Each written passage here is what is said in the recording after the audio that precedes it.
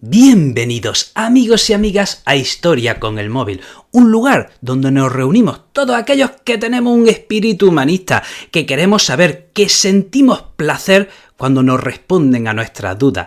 Hablar de historia es solo una excusa, lo que queremos aquí es comprender al ser humano, comprendernos a nosotros mismos, entender cómo y por qué hemos llegado hasta aquí. Y la verdad, ese viaje es apasionante. Comencemos con el programa. Hoy vamos a hablar de la historia del Líbano. Sería conveniente que escuches o repases otros dos episodios que tenemos en el podcast. Uno sería la guerra Israel-Palestina y otro sería la revolución de Irán. Te voy a dejar el enlace a los dos episodios en los comentarios del programa, y este episodio pues sería un poco complementar los otros dos, o los otros dos complementan a este, como lo quieran ver. Bueno, le voy a dar algunas señales, le voy a dar algunos datos del Líbano que son interesantes. Algunos datos que nos van a hacer entender la complejidad, la tremenda complejidad de este país. Miren, el Líbano tiene 10.000 kilómetros cuadrados. 10.000 kilómetros cuadrados. Gente, la provincia de Granada, aquí en España, tiene 12.000 kilómetros cuadrados. O sea, el Líbano es un país muy pequeño. Pero es que les voy a decir otra cosa para que vean la complejidad de este lugar. El Líbano tiene 5 millones de habitantes. 5 millones de habitantes, lo que da lugar a una densidad de unos 500 habitantes por kilómetro cuadrado. En España tenemos unos 90 habitantes por kilómetro cuadrado. Pero es que les voy a decir otra cosa más para que vean la complejidad de este país. El Líbano es es el país de Oriente Próximo con mayor diversidad étnica y religiosa. Tenemos aproximadamente una mitad del país población cristiana y otra mitad población musulmana. Pero es que entre los cristianos hay católicos, ortodoxos, católicos maronitas, pero es que entre los musulmanes tenemos suníes, tenemos chiíes, hay drusos, etcétera, etcétera, etcétera. O sea, es un país muy complejo. Al sur tiene Israel y al oeste y al norte tiene a Siria. Y bueno, al oeste tiene el mar, ¿no? O sea, repito, al sur Israel y al otro lado tiene a Siria. O sea, ya nos dan cuenta de dónde está este país. Está en medio de la olla.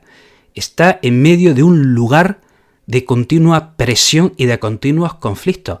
Y al Líbano continuamente le han estado llegando refugiados, por un lado del conflicto en Israel, por otro lado del conflicto en Siria. Y repito, es un país minúsculo. Es un país muy pequeño. Preparándome este episodio, yo me daba cuenta de lo siguiente. Yo he hablado ya mucho aquí en Historia con el Móvil, he hablado mucho, aunque de manera indirecta, del Líbano. No ha dejado de salir en varias decenas de estos episodios. Recientemente ahora estoy dedicándole muchos episodios a la Biblia donde aparecerían territorios del actual Líbano. Hemos dedicado muchos episodios a hablar del Islam. Ahí también está el Líbano. Hemos dedicado muchos episodios a hablar del Imperio Bizantino, del Imperio Romano. En todos estos episodios, de manera indirecta, estaba el Líbano. Pero ojo, en mi otro podcast Historia de España para Selectividad, también he hablado del Líbano. Repito, en mi podcast Historia de España para Selectividad, también he hablado del Líbano. Y además hay un par de episodios dedicados a ello. Bueno, no del Líbano, pero sí de manera indirecta del Líbano. Y alguien me sabría decir, y aquí va la primera pregunta. Atención, por cierto, estoy ahora mismo, para los que me están escuchando en el podcast, ahora mismo estoy grabando en directo en Instagram, ¿vale? Ahora mismo tengo aquí el chat de Instagram conectado y voy a hacer una pregunta muy interesante. Respóndanme los que están en el podcast, respóndanme los que están en Instagram. ¿Qué relación tiene España con el Líbano? ¿Qué relación tiene España con el Líbano? Y además, les voy a dar una pista. Relación muy directa. Relación determinante.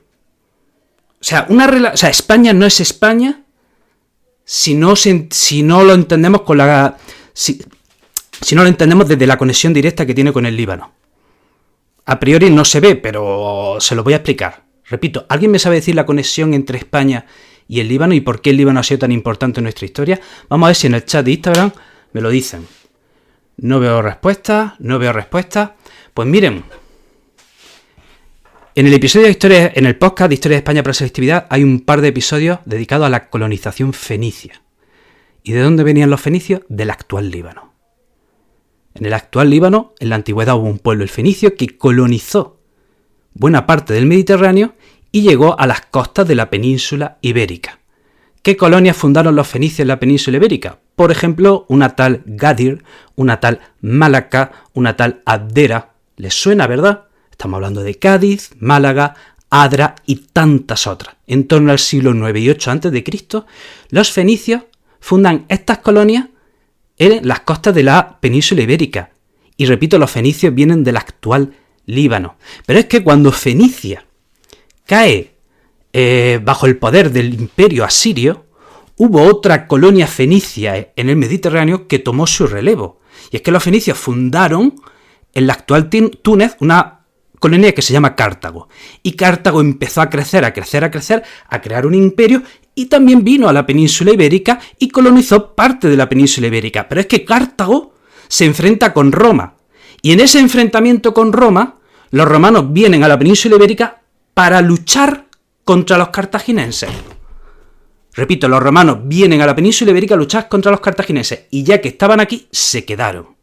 Los romanos no vinieron a la península ibérica a colonizarla por gusto, ni porque les gustase, ni con deseos de expandirse y conquistarla. No. Los romanos vienen a la península ibérica para luchar contra los cartagineses. Y los cartagineses son herederos de los fenicios. Y los fenicios son los que se asentaban en el actual Líbano. ¿Vale? Y es interesante, ¿eh? La conexión.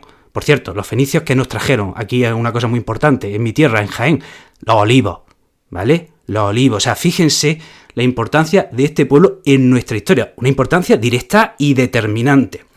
Entonces, ¿qué sucede? Pues, bueno, Fenicia cayó a manos del imperio asirio, luego cayó bajo el control del imperio persa, después cayó bajo el poder del imperio alejandrino, luego estuvo bajo el imperio romano, después del imperio romano estuvo bajo el imperio bizantino, luego después del imperio bizantino llegó el Islam y estuvo bajo el imperio omeya, luego bajo el imperio abasí y ya a partir del siglo XIII bajo el poder del imperio turco.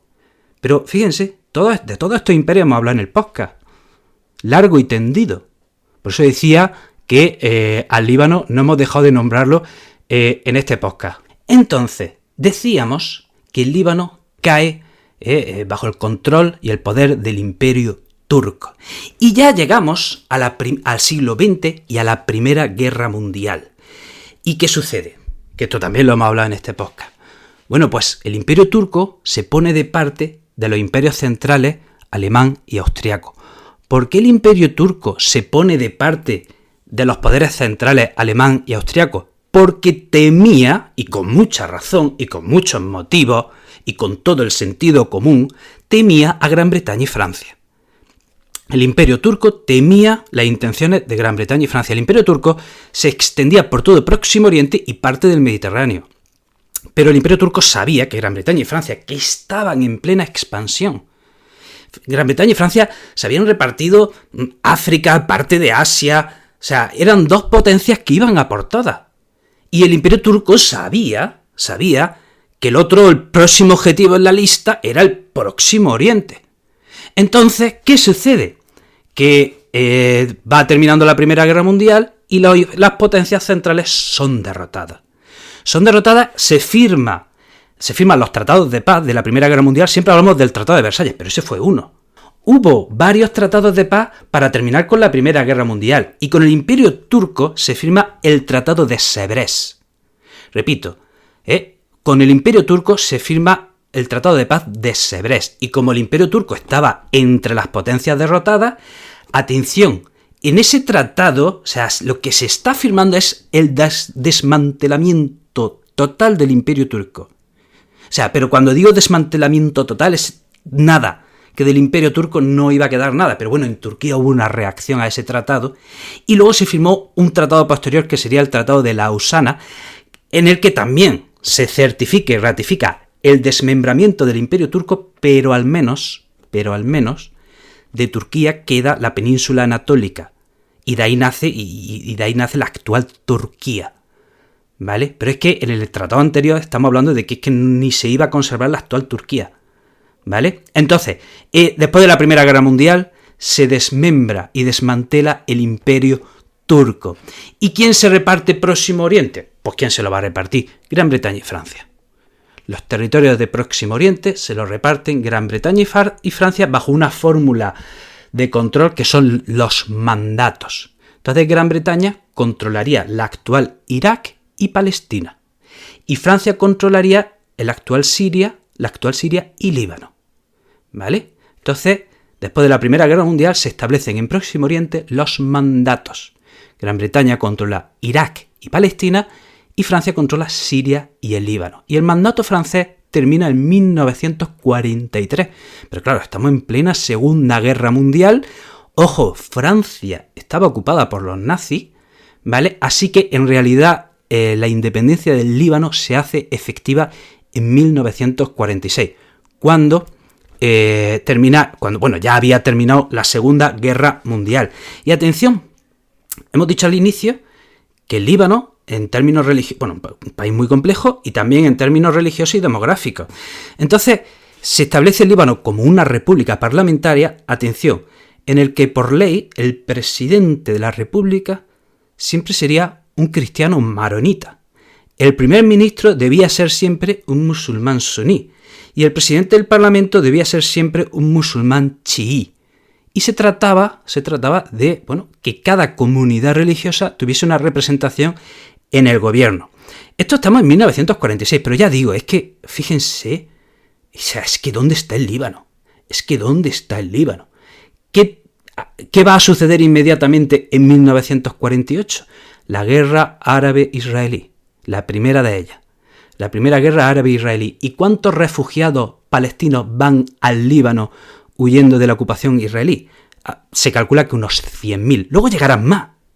En las sucesivas guerras serán varios otros tantos miles de refugiados los que huirán de Palestina al Líbano para buscar refugio. Y una vez que llegan al Líbano, se establecen en campos de refugiados.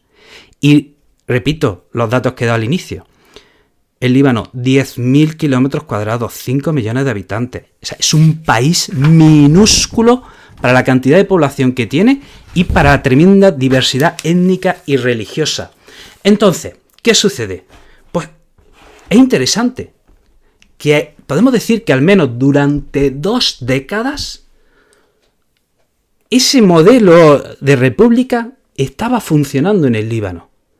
Estaba funcionando con un paréntesis, pero durante 2 largas décadas ese modelo de república funcionó. El paréntesis fue en 1958.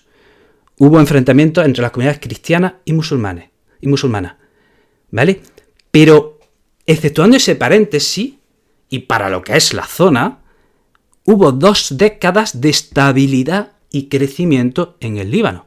De hecho, en los años 60, al Líbano se le llega a conocer como la Suiza de Oriente Próximo. Y llegan a calificar a Beirut, la capital, como el París de Oriente Próximo. O sea, imagínense la estabilidad y el crecimiento que estaba teniendo el Líbano para que se le calificase en esos términos, como la Suiza de Oriente Próximo. Pero esto no le iba a durar mucho. Resulta que la Organización para la Liberación de Palestina, que estaba asentada en Jordania, fue expulsada de Jordania. ¿Y a dónde se fue? Al Líbano. Entonces la OLP se fue al Líbano y desde el sur del Líbano atacaban a Israel y formaron milicias, formaron grupos paramilitares. 1970, la OLP es expulsada de Jordania y se marcha al Líbano, donde se refugia, y desde allí organiza milicias para atacar a Israel. Recordemos que el Líbano estaba siendo un refugio de muchos refugiados palestinos. Ya dije que en 1948 por lo pronto son 100.000 los que se van de Palestina al Líbano, pero es que luego vendrían otros tantos miles. En otras palabras, que cuando la OLP llega al Líbano ya había allí decenas de miles de palestinos. Así que no lo tuvo difícil para formar milicias y así poder atacar a Israel desde el sur del Líbano. Entonces, en 1970 hemos dicho que la OLP se establece. La OLP expulsada de Jordania se establece en el Líbano y allí empieza a organizar ataques contra Israel. ¿Qué sucede? Bueno, pues que en 1975 empiezan empiezan unos enfrentamientos entre las milicias palestinas y las milicias cristianas. Empiezan unos enfrentamientos porque aquí cada comunidad estaban formando sus milicias, que son milicias, ciudadanos que se organizan como un ejército. Y se arman como un ejército y entrenan como un ejército. Y aquí estaba sucediendo que cada grupo, cada comunidad estaba formando su milicia. Pues en 1975, milicias cristianas y milicias palestinas se enfrentan. Y aquí empieza la guerra civil, una guerra civil que dura 15 años. 15 años. Y es una guerra civil en la que esto es un todos contra todos. Porque he empezado diciendo que esto es un enfrentamiento entre milicias cristianas y milicias palestinas. Pero es que luego la cosa se pone más compleja, porque en el bando cristiano también había musulmanes, en el bando musulmán también había cristianos, y entre medias, si éramos pocos, pues se mete Siria y luego se mete Israel, por supuesto.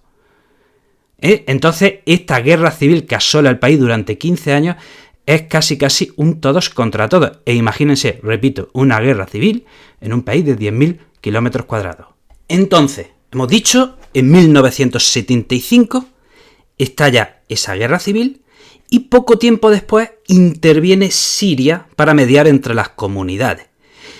Y poco tiempo después, a partir de 1979, atención, empieza a haber misteriosos ataques terroristas en las comunidades palestinas que sembraban el caos. Y esas comunidades palestinas, bueno, pues se empiezan a culpar a quienes iban a culpar, a Israel. Parece ser que esos atentados terroristas que se viven en comunidades palestinas pudieron estar provocados por el servicio secreto israelí. Así lo han declarado altos miembros del ejército tiempo después. Uno de ellos sería David Agmon, que se estaban provocando atentados de falsa bandera en las comunidades palestinas para provocarlas y así justificar la invasión de Israel hacia el Líbano y poder expulsar a la OLP, que es lo que quería Israel. Ese era el objetivo, ¿vale? Los atentados de falsa bandera, ya hemos hablado mucho en este podcast, no es ninguna novedad, se ha usado siempre y se sigue usando, ¿vale? Lo que pasa es que un atentado de falsa bandera se destapa décadas después. En el momento nadie va a decir, me lo inventé, eso nadie lo va a decir, ¿vale? Pero parece ser que pudo haber atentados de falsa bandera en las comunidades palestinas para así provocar a la OLP. ¿Y qué hacían las comunidades palestinas? ¿Qué hacía la OLP? Seguir atacando a Israel. ¿Y qué hizo Israel? En 1982, Israel invade el Líbano. Israel invade el Líbano con el objetivo, dicen, de expulsar a la Organización para la Liberación de Palestina. Cosa que hicieron, y la expulsaron a Túnez. Entonces Israel invade el Líbano, rodea Beirut, y hemos dicho, atención, que los refugiados palestinos, que son cientos de miles, pues se establecían en campos de refugiados, que con el tiempo se acaban convirtiendo como barrios, ¿no? ¿Y qué pasa? En este contexto de la guerra civil, las distintas comunidades religiosas se provocaban masacres unas a otras. Los cristianos van a un barrio musulmán, provocan una masacre. Luego los musulmanes van a un barrio cristiano, provocan otra masacre. Y así. Y así hubo una sucesión de masacres de unas comunidades a otras. Y quizá la más cruenta, la más dura, fue la masacre que se produjo en Sabra y Chatila. Dos barrios, dos campos de refugiados que están a las afueras de Beirut. ¿Y qué sucede? Pues que esos barrios estaban controlados, al menos las afueras de esos barrios estaban controladas por el ejército de Israel. Y el ejército de Israel permitió y consintió que milicias cristianas armadas entraran en esos campos y provocasen una masacre. Y matasen a cientos de palestinos, civiles inocentes. Y eso fue con el consentimiento, ¿vale?, del ejército de Israel, que estaba controlando esos barrios y dejó entrar a las milicias cristianas sabiendo a lo que iban. ¿De acuerdo? Y es en este contexto, Los chiíes, los musulmanes chiíes, también organizan su milicia. También organizan su milicia, en este caso, para luchar contra Israel. ¿Qué milicia? ¿Qué milicia organizan los musulmanes chiíes para luchar contra Israel?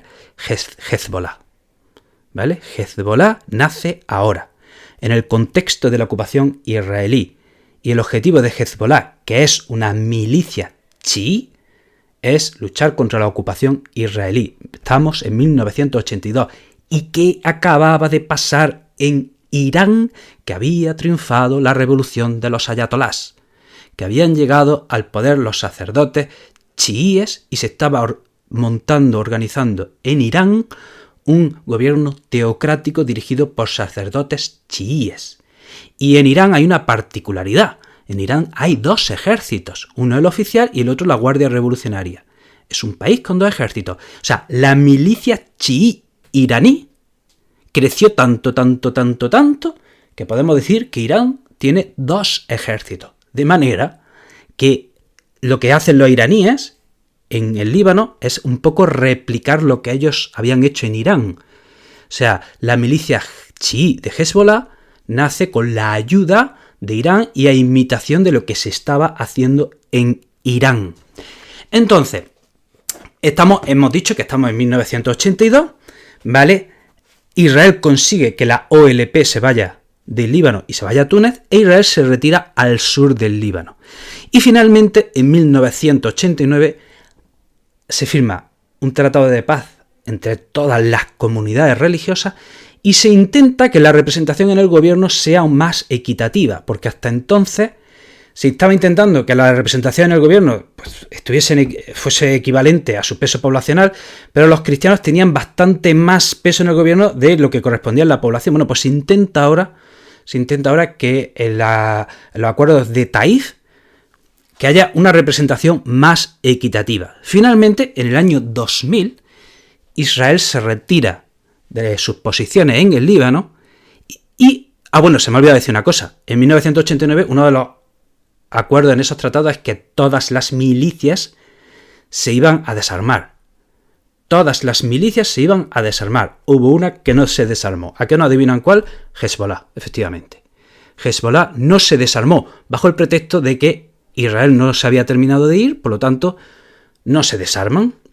¿Vale? Entonces decíamos que en el año 2000 Israel se retira, Hezbollah sigue sin desarmarse porque dicen que se tienen que retirar de otros territorios que decía Hezbollah que eso era del Líbano, y llegamos al año 2006 y por un ataque de Hezbollah a soldados israelíes viene lo que le llaman la Segunda Guerra del Líbano, y durante un mes Israel bombardea posiciones de Hezbollah. Finalmente esa guerra dura un mes, Israel se retira, Hezbollah no se desarma, por lo tanto las milicias de Hezbollah vendieron aquello como una victoria frente a Israel, porque Israel fue allí a desarmarla, no lo hizo, por lo tanto eso sí fue un pretexto y una excusa para Hezbollah presentar aquello como una victoria. Y bueno, dejamos aquí el episodio de hoy.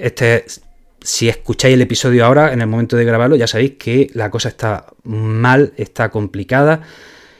Puede que se venga lo peor en el Líbano. Así que recemos para que no haya una tercera guerra de Israel contra el Líbano. Es que sería una masacre. Si Israel entra en el Líbano, sería una masacre y sería una tragedia y un desastre enorme. Así que recemos para que esto no suceda. Ojalá pase un año o dos y esto que yo estoy diciendo no haya sucedido. Ojalá que no. Yo, preparándome este episodio, veía que en los años 50 y años 60 el Líbano tuvo un gran periodo de estabilidad y crecimiento que se le llegó a llamar, pues como hemos dicho, la Suiza de Oriente Próximo.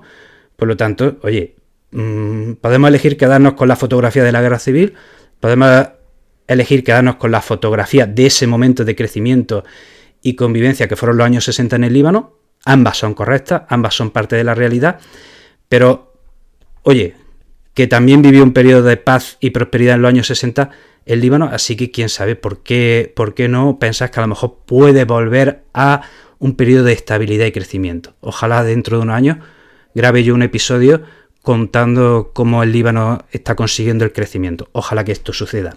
Y no digo más, nos despedimos, querido amigo, querida amiga, Y ya está, que espero que esté bien, espero que pase una buena semana y nos vemos en el próximo programa.